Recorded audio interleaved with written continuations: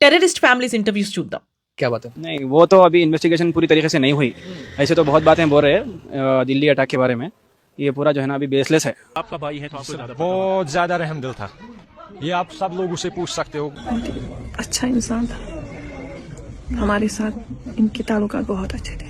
So వీళ్ళందరూ ఒకటే opinion చెప్తున్నారు, మాకు అసలు తెలియదు వాళ్ళు ఇలాంటి వాళ్ళు అని, మేము నమ్మము, వాళ్ళు చాలా మంచి వాళ్ళు, వాళ్ళ మనసు చాలా మంచిది, వాళ్ళు మమ్మల్ని చాలా బాగా చూసుకుంటారు, పిల్లలతో ఆడుకుంటారు. సో ఇట్లాగా సాఫ్ట్ నెరేటివ్ ఒకటి వాళ్ళు తీసుకొస్తున్నారు బయటికి.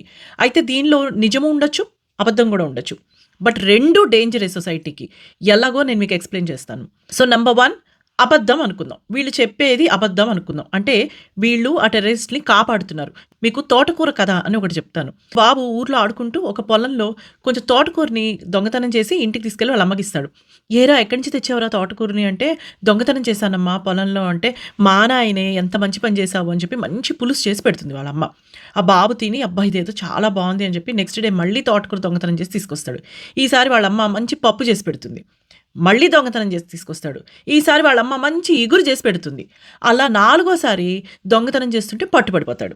వెంటనే ఆ పొలం ఓనర్స్ ఆ అబ్బాయిని ఇంటికి తీసుకెళ్ళి, ఇదిగో మీ అబ్బాయి ఇట్లా పొలంలో తోటకూర దొంగతనం చేస్తున్నాడు, ఏంటిది అంటే, వాళ్ళమ్మ అయ్యో అదేమిట్రా అంటే, అదేంటమ్మా మరి ఇన్నాళ్ళు దొంగతనం చేస్తుంటే నువ్వు వద్దని చెప్పలేదు కదా, అందుకే నేను నీకు నచ్చిందేమో నేను తీసుకొచ్చాను అంటాడు. ఈ తోటకూర కథలో మనకు తెలిసింది ఏంటి అంటే, పేరెంట్స్ ఎప్పుడైతే పిల్లల్ని కాపాడతారో, వాళ్ళు తప్పు చేస్తున్నారని తెలిసినా కూడా పిల్లలే ట్రబుల్లో పడతారు. అది ఆ పేరెంట్స్ కానీ ఆ ఫ్యామిలీ మెంబర్స్ కానీ రియలైజ్ అవ్వాలి. కొడుకు టెర్రరిస్ట్ అని తెలిసి మంచి మనసువాడు, మంచివాడు, అసలు ఇలాంటి వాడు కాదు, నా కొడుకుని ఇంటికి పంపించేసేయండి నేను వెయిట్ చేస్తున్నా అంటే, అమ్మ మాత అక్కడ 13 మంది ఫ్యామిలీస్ని నాశనం చేశాడు. సో ఇప్పుడప్పుడే ఇంటికి రాడు. ఆల్సో ఇంకొకటి అసలు ఏకంగా కార్లోనే సూసైడ్ బాంబింగ్ చేసుకుని చచ్చిపోయాడు. సో పేరెంట్స్ మీ పిల్లలు తప్పు చేస్తున్నారని తెలిస్తే కనుక వాళ్ళని ఆపండి. ఒకవేళ తప్పులు మీ చెయ్యి దాటిపోతే వాళ్ళకి కరెక్ట్గా పోలీసులకు పట్టించడమో లేదా వాళ్ళని కరెక్ట్ కోర్స్ ఆఫ్ యాక్షన్లోకి తీసుకురావడమో చేయండి, అంతేగాని ఎంకరేజ్ చేయకండి. నా దీనిలో సెకండ్ థియరీ, వీళ్ళు నిజం చెప్తున్నారు. ఏంటి అంటే నిజంగా మంచి మనసువాడు అంటే ఆ పేరెంట్స్కి అస్సలు ఐడియా లేదు ఈ మనిషికి సెకండ్ పర్సనాలిటీ ఉంది అని చెప్పి. This is exactly how brain washing starts. Brain washing is a very dangerous phenomena. ఈ బ్రెయిన్ వాషింగ్ అనేది ఎంత స్లోగా ఎంత సాఫ్ట్గా జరుగుతుంది అంటే, ఆ బ్రెయిన్ వాషింగ్ ప్రాసెస్లో కూడా వాళ్ళు చెప్తారు మీ ఫ్యామిలీస్కి చెప్పకండి మీరు ఇలాగా అని. ఈ డబల్ పర్సనాలిటీ క్యారెక్టర్స్ని మెయింటైన్ చేస్తూ ఉంటారు. బయట ఒకటి, వాళ్ళంతటి వాళ్ళకొకటి. నిజంగా ఇంట్లో వాళ్ళకి తెలిసి ఉండకపోవచ్చు, నిజంగా వాళ్ళకి తెలియదేమో అది, అండ్ వాళ్ళు చెప్పేది నిజం కూడా అయ్యి ఉండొచ్చు.